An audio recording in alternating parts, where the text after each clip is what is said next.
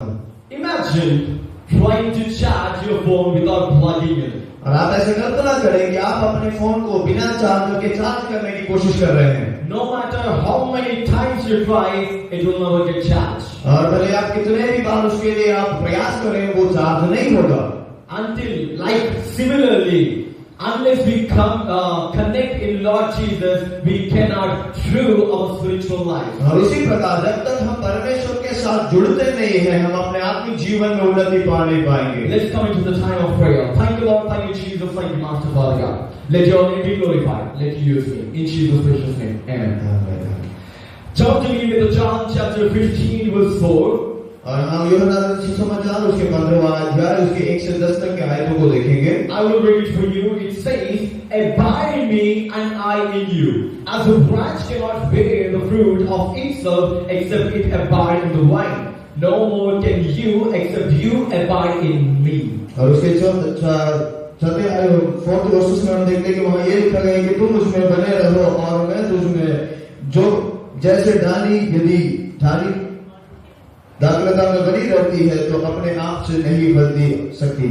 And when we see the scripture, through the scripture, I want to entitle my sermon as "Abide to Abide." और इस वचन के साथ मैं अपने प्रचार का शीर्षक ऐसा देना चाहूंगा कि परमेश्वर में हम बने रहने के लिए बने रहें। And it is the scripture is said by Lord Jesus. और ये यीशु मसीह के द्वारा कहा गया है। And it is written by John the disciple.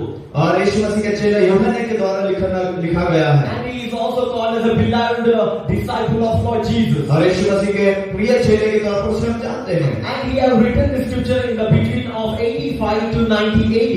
और 85 और 90 AD के बीच में उसने इस वचनों को लिखा है। And he has written this to the Jews and Gentiles like you and me. और उसने यहूदियों के लिए और जातियों के लिए और हम सबके लिए उसने ये वचन लिखा है। To show that Jesus is the Lord, Jesus is the Son of God. और ये दिखाने के लिए कि वो परमेश्वर है और परमेश्वर का पुत्र है। When we see this John chapter 15, और जब हम यूहन्ना के 15वां अध्याय को देखते हैं, when we see that the background, like Jesus is saying this word in the time of the Last Supper. और यीशु मसीह के जो वचन को कहता है कि इस पृष्ठभूमि में कि जब वो लास्ट में अपने प्रभु भोज को ले रहे थे। And it is before the crucifixion of Jesus. और यीशु मसीह के क्रूस पर मारे जाने के पहले है ये। And now Jesus is having a crucial time to impart some teachings to his disciples. और यीशु मसीह के पास अभी ये अहम समय है कि जहाँ कुछ ऐसी शिक्षाओं को अपने चेलों को सिखाए। And so here Jesus is coming with a metaphor says, "I am the true vine, you are the branch." और यहाँ यीशु मसीह को रूपक के साथ उन्हें समझाना चाहता है कि मैं सच्ची दाखलता हूँ और तुम ढालियां हो। In contrast to Israel's failure to bear the fruit. और यहाँ ये इस्राएल की उस असफलता को दिखाता है कि वो कैसे फलवंत नहीं हो पाए। And so Jesus here says like, "I am the true vine and you are the branches." और यीशु मसीह कहता है कि मैं सच्ची दाखलता हूँ और आप ढालियां हैं। And when we come to the verse 4, और जब हम उसके 6ठे आयत में आते हैं, it says, "Abide in me and I in you." और वहाँ कहा गया है कि तुम मुझ में बने रहो, मैं तुम में बना रहूंगा। And when we see this word abide, और जब बने रहना उसका मतलब क्या है? it comes from a Greek word called meno. और यूनानी शब्द मेनो शब्द से वो आता है। And it means like to continue, to stay or to remain. और इसका मतलब है कि बना रहना, किसी चीज में लगातार जारी रहना, ये सब उसका मतलब है। When you see a vine, और जब आप एक दाखलता को देखते हैं, and the vine is the branches are connected to the vine. और उसके ढालियां जो होती है उससे लगी रहती है। When you see deeply about these branches and vine relationship, और जब हम उसके ढालियों और उस दाखलता के रिश्ते के बारे में देखते हैं, the branches cannot live without the vine.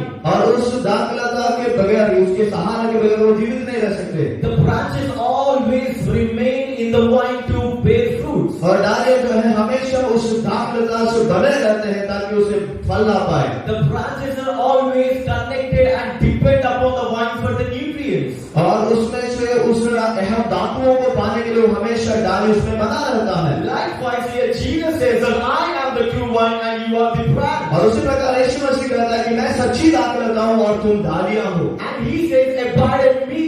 और इसलिए कहता है कि मुझ में बने रहो, And then you will be fruitful. और तब तुम फलवंत हो पाओगे। And here Jesus is expecting an intimate intimate relationship with you. और यीशु मसीह ये चाहता है कि आपके साथ एक सही और गहरा संबंध बना पाए। He wants an ongoing connection and a relationship with you. और आपके साथ लगातार जारी रहने वाला एक संबंध बनाना चाहता है। And here Christ don't want a relationship, but he is expecting a relationship. और यहाँ कोई धर्म की संबंध को नहीं बना तो एक रिश्ते को बनाना चाहता है। And when you see a relationship, they focus on the rituals, traditions, and all kind of things. और जब हम धर्म के रिश्तों के बारे में देखते हैं तो हर प्रकार के रीति रिवाजों के ऊपर ज्यादा ध्यान देते हैं। But when you go to the relationship, जब हम किसी एक रिश्ते में जाते हैं, and it is a heartfelt connection, और वो मन से उत्पन्न होने वाला रिश्ता होता है। and that is what Jesus is expecting from you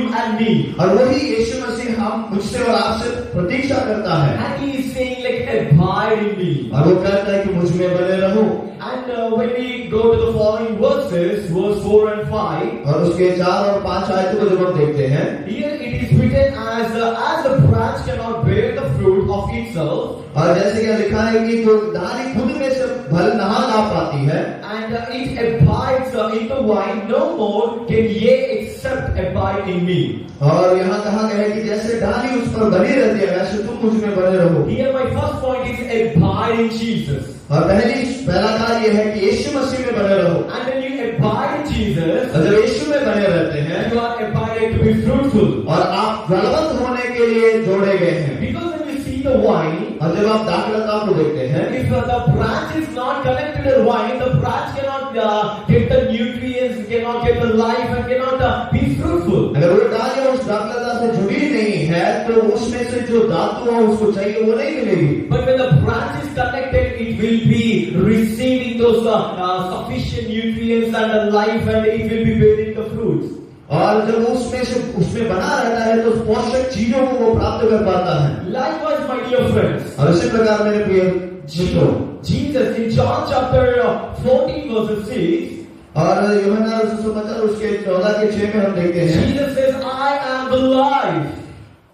आप कहते हैं कि मैं जीवन हूँ। And when we abide in that life, और जब हम उस जीवन में बने रहते हैं, we receive the life, और हम उस जीवन को पाते हैं, and we start to bear the fruit. और हम धर्म लाना शुरू करते हैं। And so, और उसी प्रकार when you abide in Jesus, you will be fruitful. और जब आप यीशु में बने रहेंगे आप फलवंत हो जाएंगे। And I say that this is not a choice, but this is only the one and only option. और मैं आपसे ये कहना चाहूंगा ये हमारा विकल्प नहीं है, यही हमारा एकमात्र रास्ता है। One and only option to be fruitful.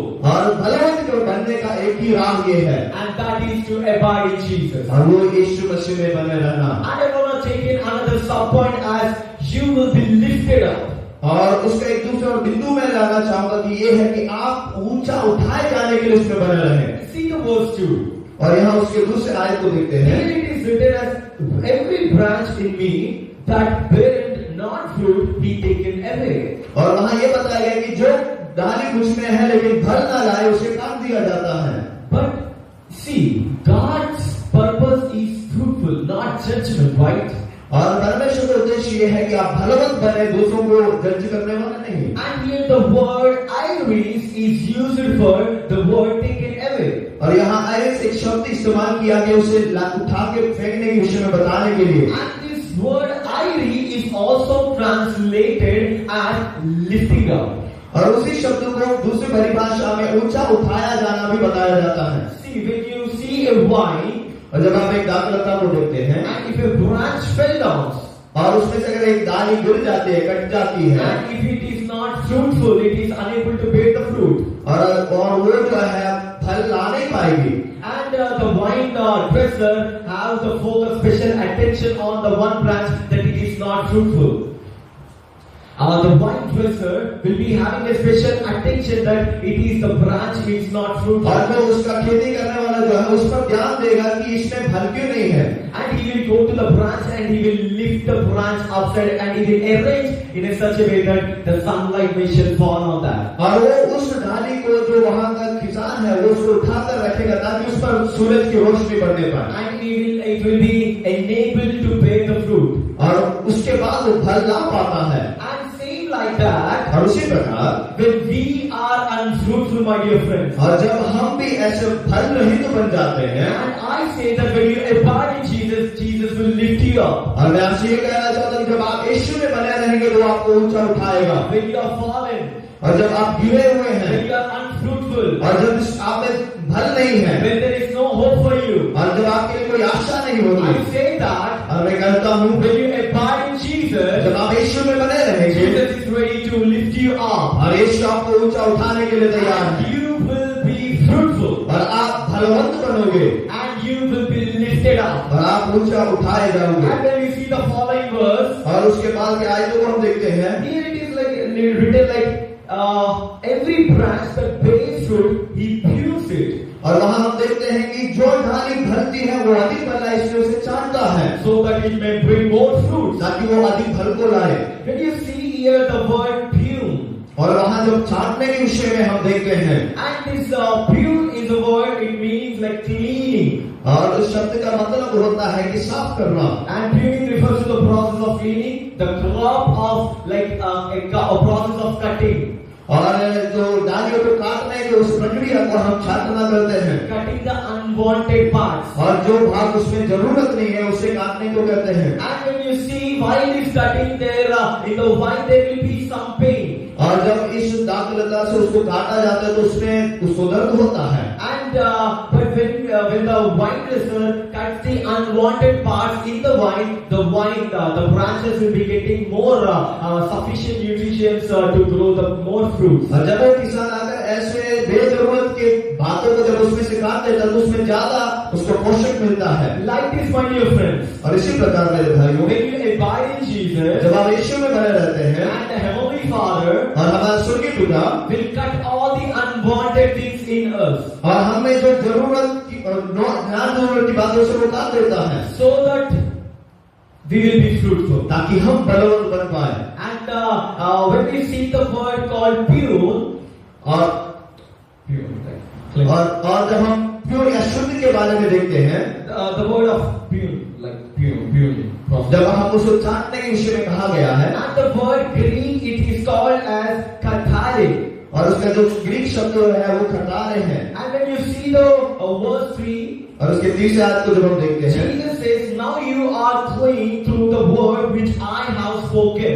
और वहां हम देखते हैं कि कहता है कि जो शब्द मैंने कहा था तुमसे होकर जा रहे हो। The word which Jesus used in here, like you are clean by my word, like the word clean and the word pure is similar in the Greek. और यूनानी शब्द में जो यीशु मसीह ने शुद्ध के बारे में कहा है और जो चाटने के विषय में कहा है, दोनों का मतलब एक है। And it is of kathartic. और वो शब्द जो है कतारे है। Means I want to say, my dear friends, और मैं आपसे कहना चाहता हूँ, when you abide in Jesus, जब आप यीशु में बने रहते हैं, God will prune you, और वो आपको छाटेगा।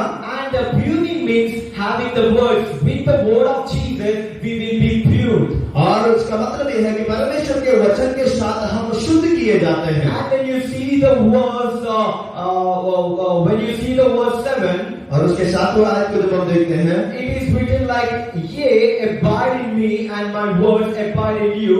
Ye shall ask whatever, and it shall be done unto you. और वहाँ ये बताया कि अगर तुम उसमें बने रहोगे और मैं जब तुमने बना होगा, जो कुछ तुम मांगोगे वो तुम्हें दिया जाएगा। And when we see here very carefully, और यहाँ हम बड़े ध्यान से देखते हैं, here Jesus says, if you abide in me and my words abide in you, और यीशु कहते हैं कि अगर तुम उसमें बने रहे और मेरा वचन तुम में बने रहे। here the words which Jesus is mentioning is, और यहाँ यीशु जो शब्द कहता है, means about the teachings of Jesus. यानी कि यीशु मसीह की शिक्षाओं के विषय में है। Jesus is saying about the words which Jesus has spoken, और यीशु ने जो शब्द या बातें कही उसके विषय में कह रहा है, the commands of Jesus. और उसके आज्ञाओं के बारे में कह रहा है। And when we abide in Jesus, these all things, the words of Jesus becomes closer to us. और जब हम उसमें बने रहते हैं कि ये सारे वचन हमारे करीब आ जाता है। And here I want to make the second point, और दूसरा बिंदु मैं यहाँ बनाना चाहता हूँ, as abided in the word.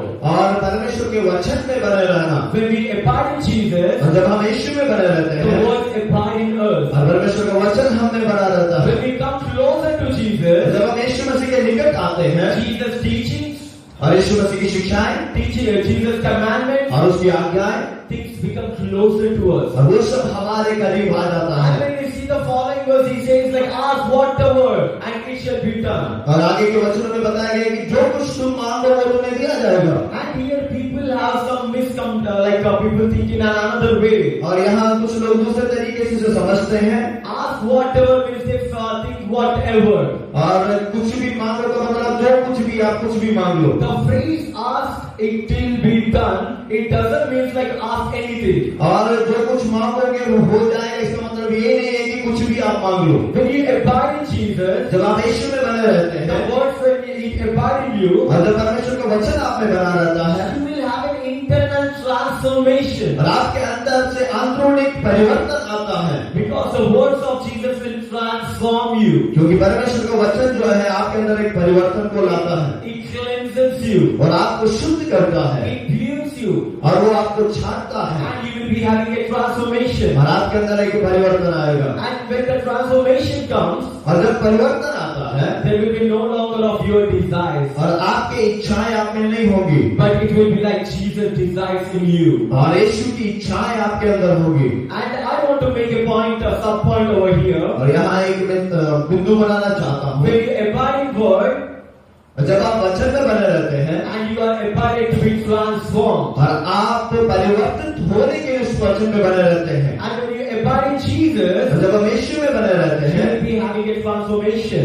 और हमारे अंदर परिवर्तन आता है, When you abide in His word, जब हम उसके वचन में बने रहते हैं your prayer life will completely change. और आपका प्रार्थना का जीवन जो है वो बदल जाएगा And all your worldly desires will be turned into biblical desires. और संसारिक इच्छाएं जो है वो आपके वचन के हिसाब की इच्छाएं बन जाएंगी And you will know the will of और God. आप परमेश्वर की इच्छा को समझ पाओगे And you will start to pray according to the will of और God. परमेश्वर की इच्छा के अनुसार आप प्रार्थना करना शुरू करोगे And when you pray according to the will of और God, जब परमेश्वर के वचन इच्छा के अनुसार प्रार्थना करोगे whatever you have asked, जो कुछ भी आप मांगो it will be fulfilled. और उसे पूरा किया जाएगा। And when we come to the next verse 9, और 9वें आयत में जब हम आते हैं he says like, if ye keep my command, ye shall abide in my love. And the command is to love each other. और यहाँ कहा गया है कि जो कोई मेरी आज्ञा का पालन करता है उसे घर में शासित करेगा और मेरा आज्ञा जो है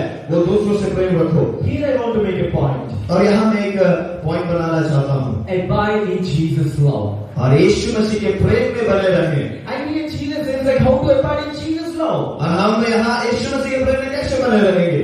And Jesus here says like, when you keep my commandments, you are abided in my love. और यीशु कहता है कि जब तुम मेरे आज्ञाओं में बने रहते हैं मेरे प्रेम में बने रह पाओगे। Then what is the commandment to keep the commandment? Then what is the commandment? तो वो आज्ञा क्या है जिसे हमें पालन करना है? And the commandment is to love each other. और वो आज्ञा ये है कि हम एक दूसरे से प्रेम रखें। And the love here in the Greek, it is shown as agape. और जो प्रेम का शब्द यहाँ इस्तेमाल किया गया यूनानी भाषा में अगापे है। And it means like a specially selfless love. और वो बिना कोई स्वार्थ का प्रेम And a sacrificial love. और जो बलिदान पूर्वक बलिदान करने की योग्य एक प्रेम। Here Jesus causes believers to remain in His love. और यहाँ विश्वासियों से यही चाहता है कि परमेश्वर के उसके प्रेम में हम बने रहें। Characterized by obedience to His commandments to love one another. और उसके वचनों का आज्ञाकारी होते हुए हम एक दूसरे से प्रेम में बने रहें। Here I want to say that the love is the foundation of a fruitful Christian. और मैं आपसे कहना चाहता हूँ कि प्रेम ही है एक बलवान जीवन का नींव। Without abiding in the love of Jesus, we cannot be fruitful. और परमेश्वर के प्रेम में बने ना रहने से आप बलवान नहीं हो पाओगे। And how here Jesus says like His commandment like loving one another. और यीशु मसीह अपने आज्ञा में हमें कहता है कि एक दूसरे से प्रेम रखो। What this love means? तो प्रेम का मतलब क्या है? In the world, और संसार में many people are dying without having the word of Christ.